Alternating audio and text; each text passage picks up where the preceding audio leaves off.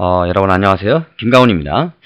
이번 시간에는 화학뿐만 아니라 우리 일상생활에서도 이 에너지란 거 참 많이 용어를 사용하는데, 화학에서도 이 에너지가 뭔지 상당히 중요합니다. 그래서 에너지에 대해서 몇 가지 알아볼 일이 있어요. 먼저, 열과 일에 대해서 보는데, 열이 무엇인지, 일이 무엇인지, 그걸 좀 알아보기로 합니다.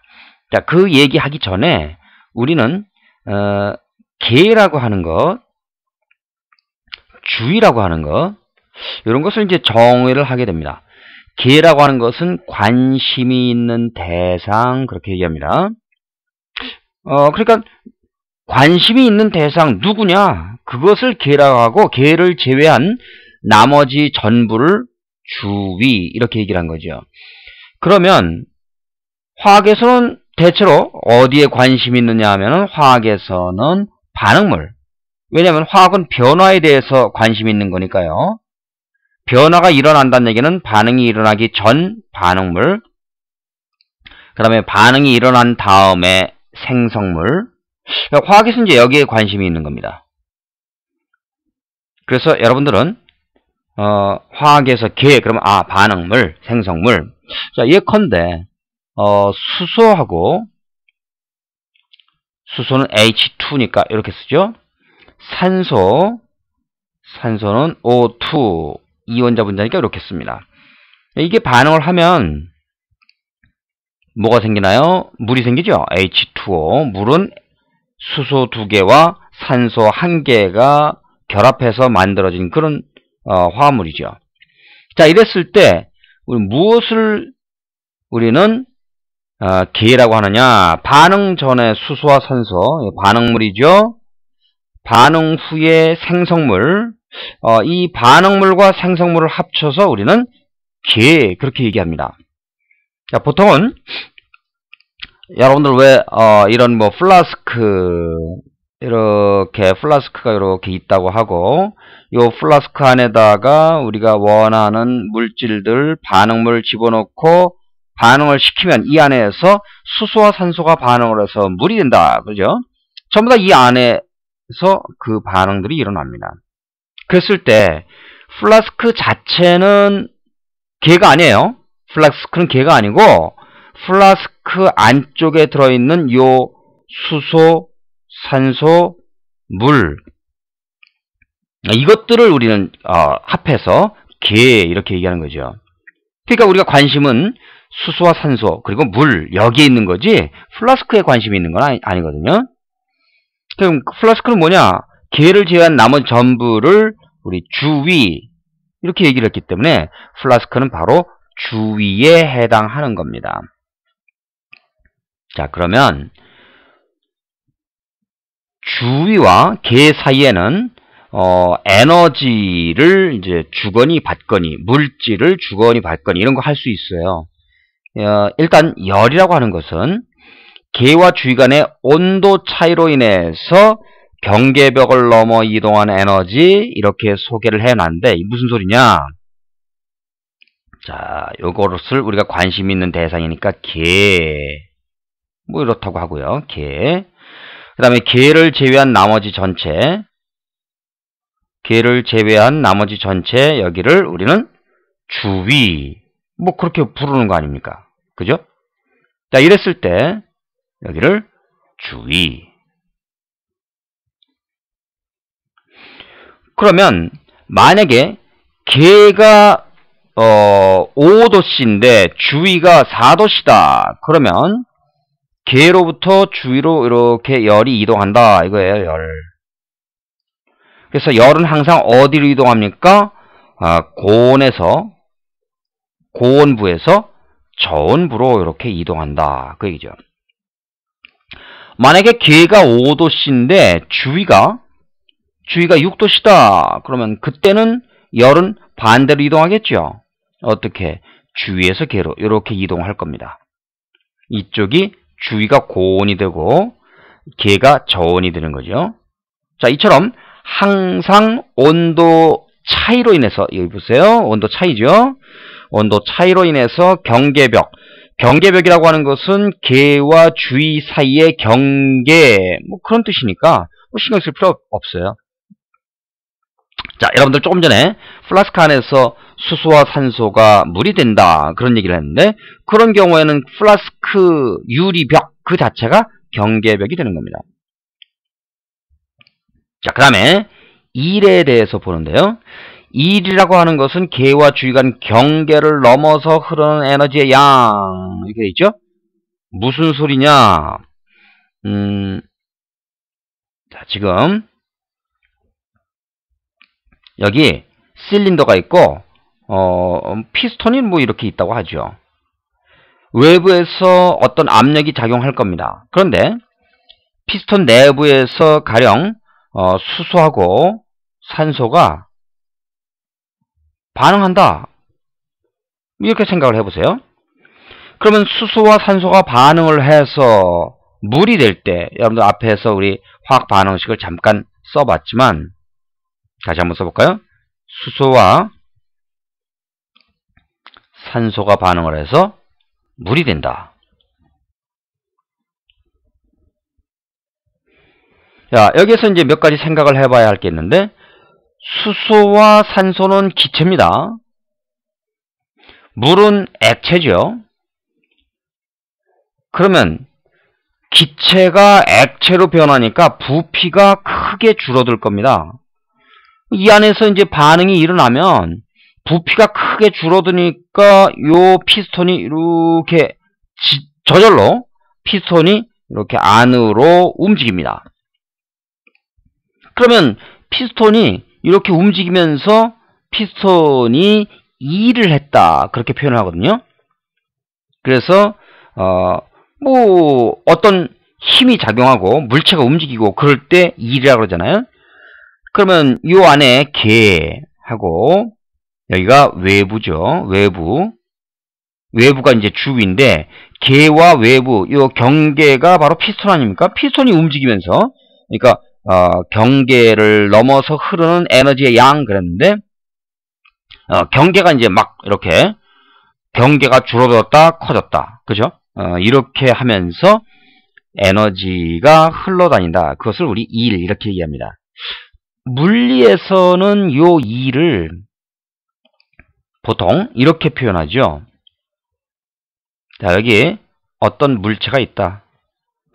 이 물체에다가 외부에서 힘을 F라고 하면은 이거를 작용시켜서, 그러면 힘을 가하니까 이 녀석이 힘을 충분히 가했다, 그러면 이 녀석이 이렇게 움직일 거예요.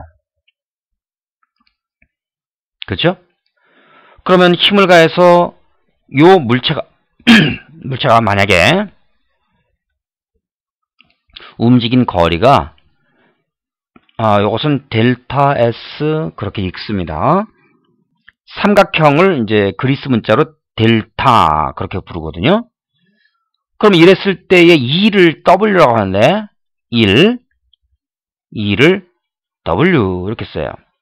그럼 어떻게 나타나냐면은 힘 F, 요거 힘이에요. 힘에다가 움직인 거리 델타 S를 이렇게 곱해서 이렇게 해서 요걸 2라고 합니다.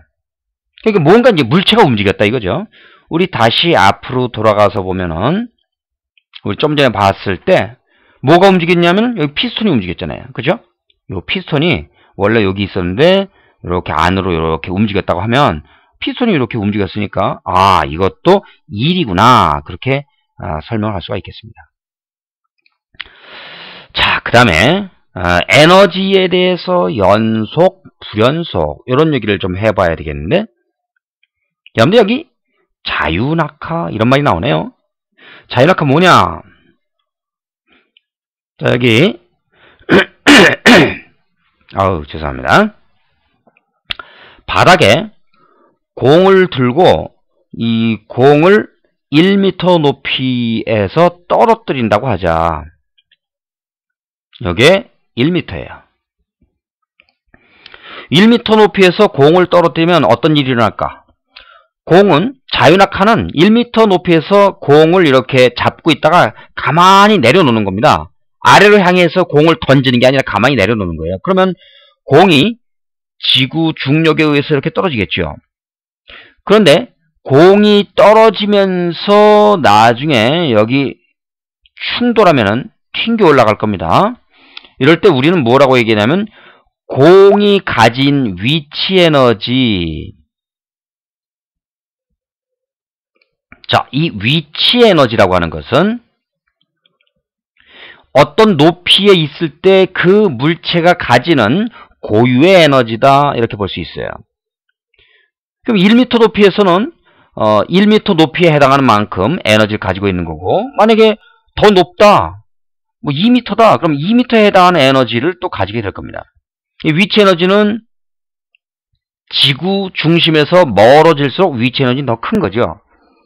이 위치 에너지를 물리에서는 어떻게 나타내냐면은 M, 이 M은 물체의 질량이에요. 질량.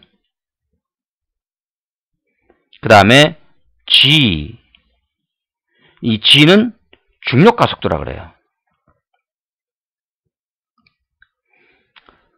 자, 우리는 항상 지구가 끌어당기는 어떤 힘, 그 힘을 느끼는데, 그건 왜 느끼냐면은 우리의 몸무게가 있잖아요.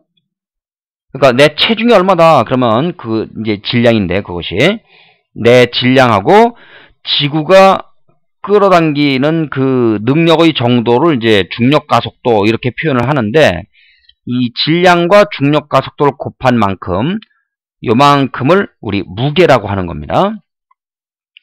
근데 위치 에너지는 거기에다가 요 높이 차 h 요걸 곱해요.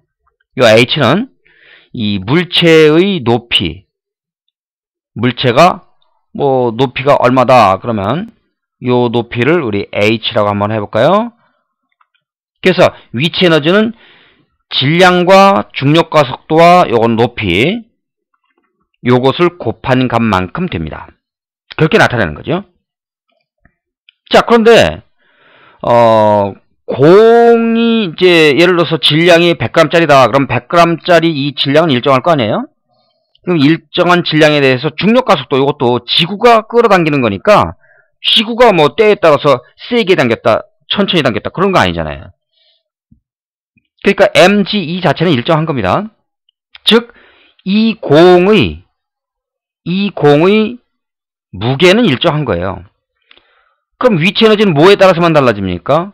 여기서 보니까 요거 높이, 그죠?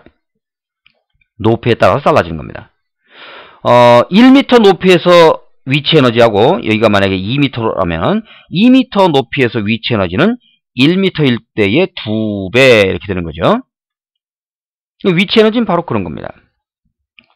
자, 그런데 이 녀석을 떨어뜨리면 어떻게 돼요? 1m, 0m에서 1m 사이에 있는 모든 수치에 해당하는 각 점을 다 통과하죠, 이 녀석은.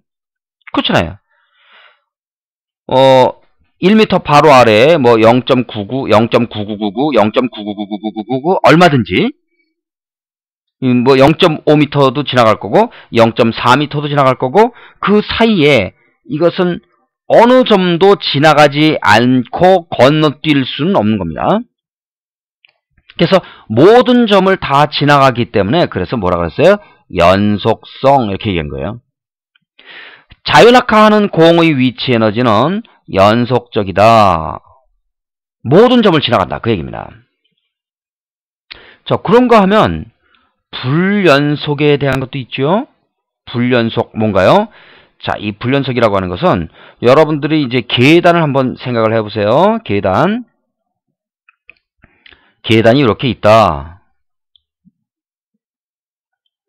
자, 어떤 사람이 계단을 올라갑니다. 계단을 올라가기 전과 후를 비교를 해보는 거예요.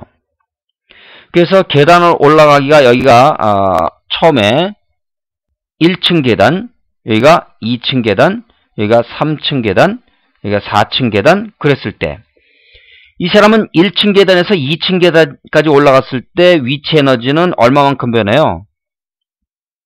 1에서 2까지 1만큼 변하죠. 그죠? 1만큼 변해요. 만약에 계단을 2칸 올라갔다 이렇게.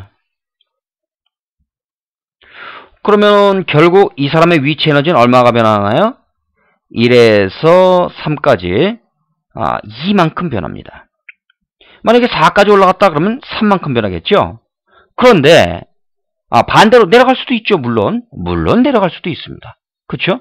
여기에서 이렇게 한 칸 내려갈 수도 있고 2칸 내려갈 수도 있고 당연히 3칸 내려갈 수도 있죠. 이랬을 때 위치 에너지 변화를 생각을 해보면은 이 사람은 한 칸 내려가면 1만큼 변하고 2칸 내려가면 2만큼 변하고 3칸 내려가면 3만큼 변하는데 예를 들어서 1.6만큼 변하는 위치 에너지를 과연 가질 수 있겠느냐? 이건 불가능합니다. 이렇게 되려면 어때야 돼요? 1.6이면은 뭐 가령 여기 네 번째 칸에서 한 칸의 절반 사이 뭐 이런 정도로 이동해야 된다는 얘기인데 이렇게 공중에 붕 떠 있어야 됩니다. 여기에서 어디까지? 여기까지 이렇게 공중에 붕 떠 있어야 돼요. 되나요 이거? 불가능하죠? 공중부양 이런 거는 있을 수가 없습니다. 자, 그렇기 때문에 이거는 불가능하기 때문에 여기에서 1.6 이런 건 안 된다. 그러면 계단을 오르낼 때 우리의 오르기 전과 오른 후의 위치 에너지는 항상 이렇게 정해진 수치만큼만 나올 수 있죠. 그죠? 1이면 1, 2면 2. 불연속이라 이거야. 1과 2 사이에 뭐 1.6이라든가 1.4라든가 이런 거 불가능하죠. 2와 3 사이에 2.5, 2.8 이런 거 불가능하다는 얘기입니다. 그래서 이런 것들을 우리 모두 종합해서 불연속적이다 이렇게 얘기를 하는 거예요. 자, 그러면 여러분들 에너지는 연속적인 것도 있고 불연속적인 것도 있다. 이것을 명심해 두시고 앞으로 에너지의 연속성, 불연속성 그런 얘기가 이제 화학에서는 또 자주 나오게 될 텐데 그 무슨 뜻인지를 잘 기억해 두세요.